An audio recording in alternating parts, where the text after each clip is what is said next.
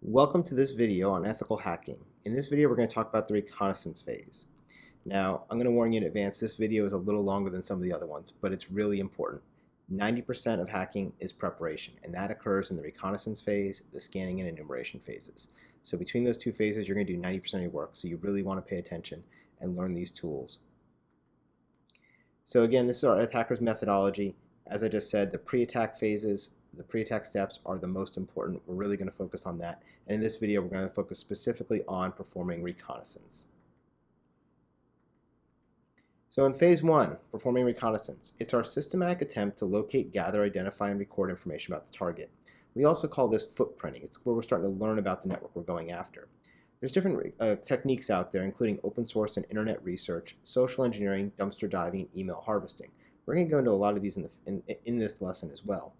And the really important thing to note here is we're going to do passive information gathering. We don't want the organization knowing that we're going after them. So we're going to collect as much information about them as we can without ever touching their networks, without ever going inside their buildings. We're going to do all of it with open source abilities.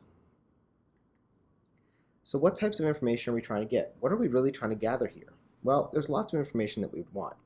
Things like phone numbers and contact names, email addresses, security-related information, the types and versions of information systems used, job postings, resumes, all sorts of good information that you're going to want to know. Remember, we're only doing passive information.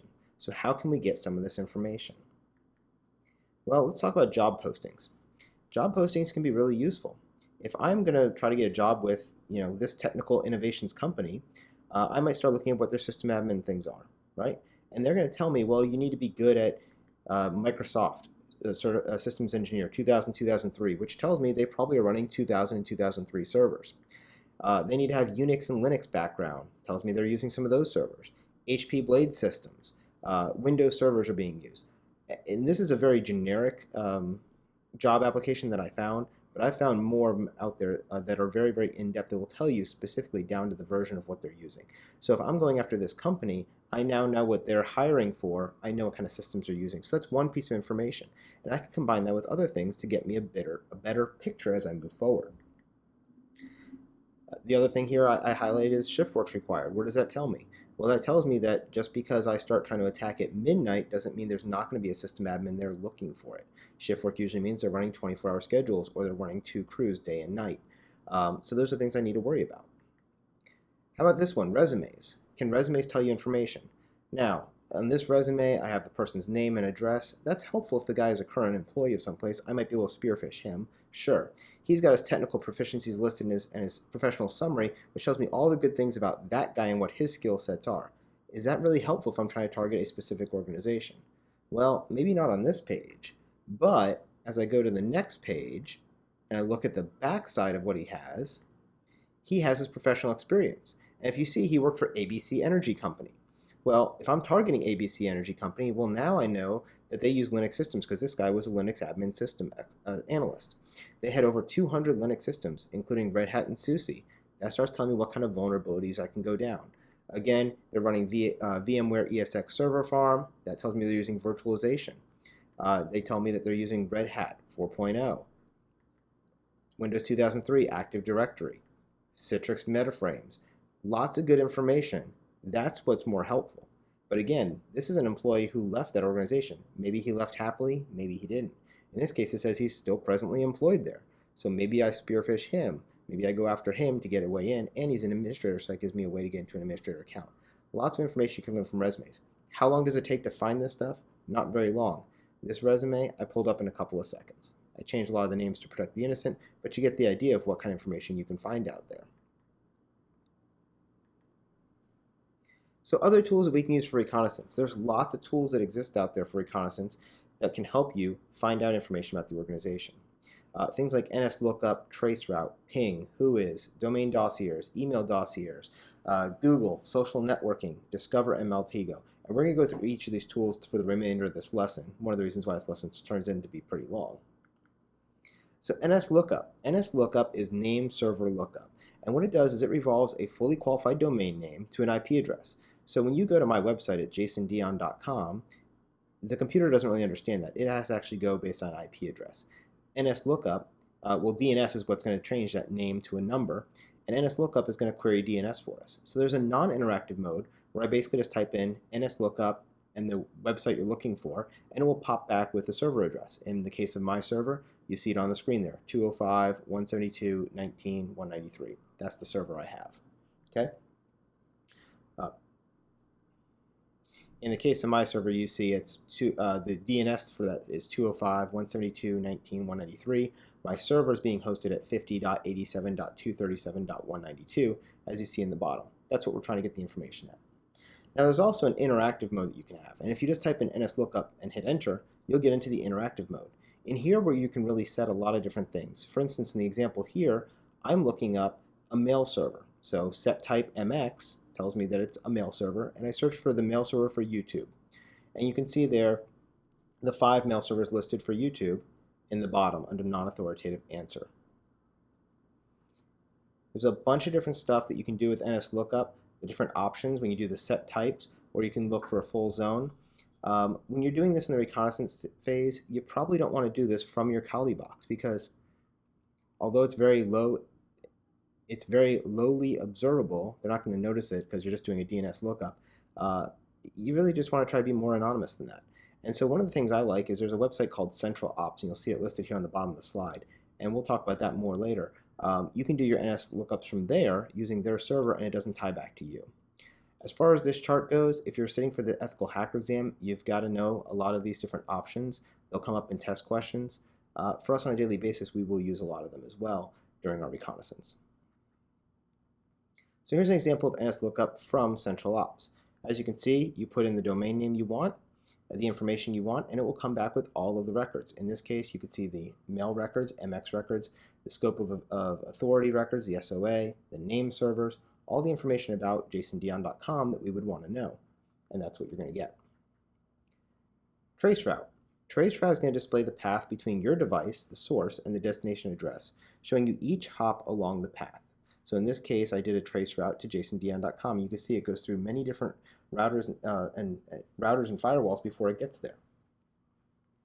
If I do a traceroute of an IP address, I'll get all of those, or a traceroute for a name. It works the same way. On Linux, it's traceroute. On Windows, it's traceRT. They shorten the abbreviation for route. So the way traceroute works is it actually sends a series of pings, essentially. It increases the time to live value for each of the following packets that are sent. So the first 3 packets will have a time to live of 1. The second 3 will have a time to live of 2. As each packet goes through a host, the time to live value is actually decreased by 1, and when it gets to 0, it sends back a message, type 11, ICMP, time exceeded. So what's happening is we're able to fingerprint all the way along what route it takes the whole way through. You'll get 3 timestamp values for each of the hosts along the path, which are going to be the delay, the latency. You could see in this example up here on the left, for line 1, the first latency number is 37 milliseconds, the second one is 29 milliseconds. So what does that really tell you about that connection? Well, if you know the amount of latency, you can kind of get an idea of what kind of connection that server has. If it's very fast, less than 40, you're going to be at a fiber optic connection, which is probably what most of these are based on where I am. I'm sitting in a place that has a cable modem, but then ties into fiber networks, where my server farm actually sits in a fiber network. So you can see those very short millisecond times. If you start getting very high millisecond times, something like 650 or 750, that might mean the remote person you're attacking is over a satellite connection. A lot of businesses used to have ISDN lines, you could see those times, or dial-up lines, you could see those times. So it all really depends, and the latency can help you with that. If you get a bunch of stars on a line, 3 stars, it's going to tell you that you found a protected gateway or a firewall. So what will happen is it'll go line 1, line 2, line 3, line 4, star, star, star, line 5 will go again. Well, those star, star, stars tell you there's a firewall there. That's okay, and that's good information to know as we're preparing for our attack, so we're going to have to do some firewall walking and things like that to get around it. So here's another example of traceroute. In Kali Linux, if you do traceroute, for instance, here you could see that lines 2, 3, 4, and 5 have star, star, star. Those are those firewalls I was talking about on the way out. Again, you can do traceroute from Central Ops. Here's an example of that, and you get very similar information.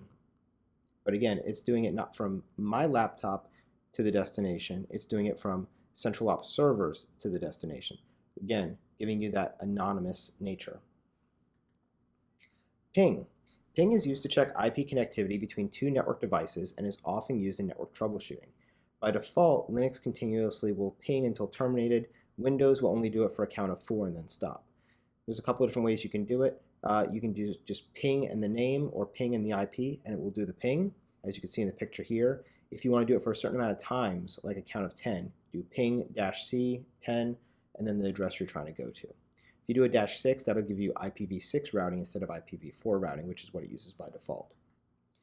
Here's an example up close so you can see it. I did a count of 6, pinging jasondn.com. You could see it sends 64 bytes of data to my server, and then the time to live was decreased by 1, as you can see, so our time to live is 63. And then the latency time. In this case, my latency time was close to 100. Again, that's because I'm using that cable modem, and so it's a little bit slower than what I usually use with my fiber optic modem. Again, you can do ping is another thing you could do from Central Ops. Put in the address, tell it how many packets to send, and the information will come back to you. Whois? Whois is going to provide you the information about the owner of the domain name. So you want to find out things about who owns it, right? This is going to help you when you're doing your phishing attacks. This is going to help you when you do social engineering attacks. Lots of different ways you can use this information. So you can get things like the server addresses, the owner's names, addresses, and phone numbers, all sorts of good information that you can go for. If you're dealing with a small business, a lot of times this will be the owner's house, not the owner's business, or it might be in a PO box. It just depends on what you're targeting. So here's an example of Whois. So in this case, I showed you a truncated version of it, whoisjasondion.com, which again is my site. You'll see that it's registered through Fast Domain. So maybe I do a spear phishing email telling the customer that their domain name was about to expire and that they needed to re-up it. And if that was the case, they may start clicking on links and to go fill out the payment form, and we get some information we need. So that's just one way of doing it. Again, this is a truncated version. It doesn't show you all of the personal information associated with my domain, but you can find that very easily using Whois on the web as well. So domain Dossier. This is a really nice function through Central Ops. Again, centralops.net is a great place to use during your reconnaissance phase. It keeps your anonymity. You can run the tools from the Central Ops server. So in domain Dossier, it's going to do the Whois record for the domain. It's going to do a Whois record for the network if you own an IP block. They're going to do DNS records for you. That's the nslookups we did before. It's going to do traceroute, which is a combination of all the ping scans we were doing. And you can also do a service scan, which actually is a basic version of an nmap scan that we would use in our stage 2 for our scanning and enumeration. And I'll show you what that looks like as you go through here. So email Dossier. Email Dossier is another tool that you can have. Email Dossier. Email Dossier is another tool on there. You basically put in an email address and it will tell you if that email address is valid or not and what MX records are associated with it, and even show you the SMTP connection log. Okay? So for instance, in here, I'm going to do one for titancipher@gmail.com. It's just an email address I use for some wargaming that we play in some of our ethical hacking classes. And this will help us also because we're doing it through Central Ops instead of trying to connect to it directly to the SMTP. Gives us that anonymity again. So here we go with titancipher@gmail.com. We do that. It does a confidence rating of 3. The email address has passed the level of validation without error, meaning it's a valid email address. You can send an email to titancipher@gmail.com and it will get there. Where are the MX records held? Well, it's Gmail, so we got the Gmail servers. But if this was, titancipher@jasondion.com, you'd get the JasonDion servers. And then you can see on the right side the SMTP session. This is actually a connection to them, and it shows you what was actually valid and what was done.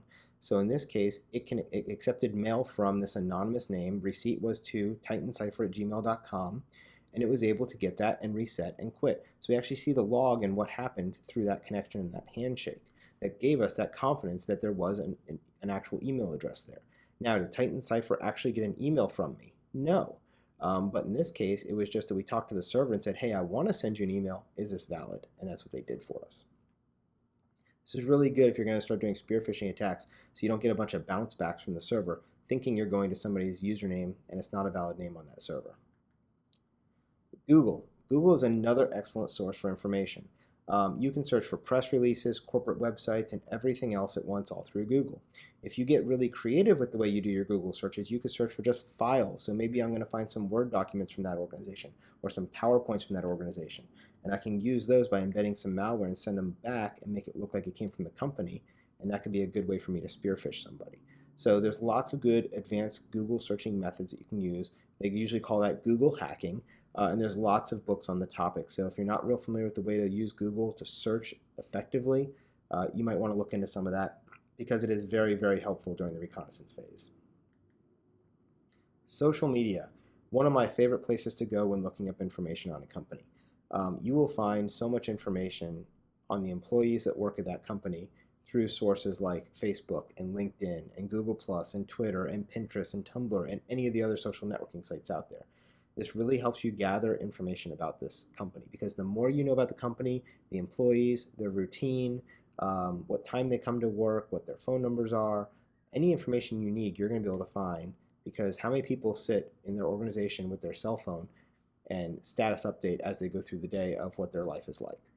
It's going to make it a lot easier for us to figure out that pattern to life, and so that we can start attacking them at the appropriate time for our social engineering attacks. Discover. In Kali Linux, there's actually a script called Discover. It's Discover.sh, which is a script, and it sits in the /opt/scripts folder in Kali Linux, as you can see on the bottom right. And when you run it, it combines a bunch of the information gathering tools in a single script.